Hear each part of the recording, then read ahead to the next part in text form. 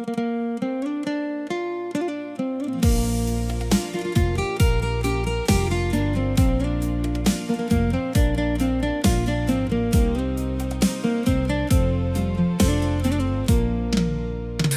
លិតកណ្ដាលព្រៃដីឆ្ងាយ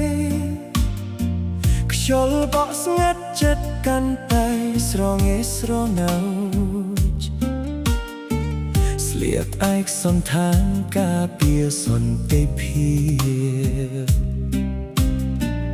បេះដូងនៅតែហើររកស្រុកខ្មែរហូបអាហារបេសកកម្មរាល់ថ្ងៃមើលមេឃឆ្ងាយនឹកផ្ទះនឹកម៉ែសំឡេងបងប្អូននៅក្នុងការចងចាំជាកម្លាំងចិត្តឲ្យខ្ញុំតស៊ូនឹកអើយនឹកស្រុកខ្មែរនឹកស្រែវានឹកភូមិកំណើតទួនៅឆ្ងាយរាប់ពាន់គីឡូបេះដូងខ្ញុំនៅតែជា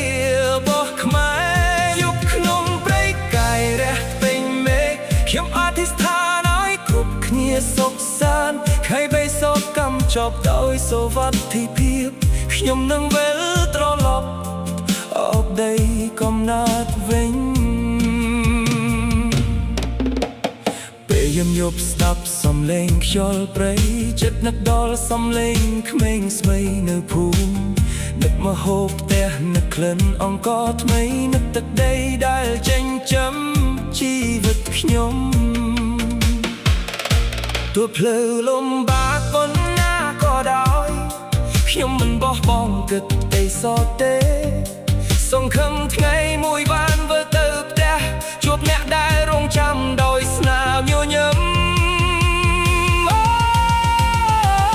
នឹកអើយនឹកស្រុកខ្មែរនឹកតុងជាតិហោះលើមេឃខៀវសូមឲ្យខ្ញុំបានវិលទៅវិញដោយសុវត្ថិភាពយកផ្ទៃនឹកក្រលាយជួបគ្រួសារជាទីស្រឡាញ់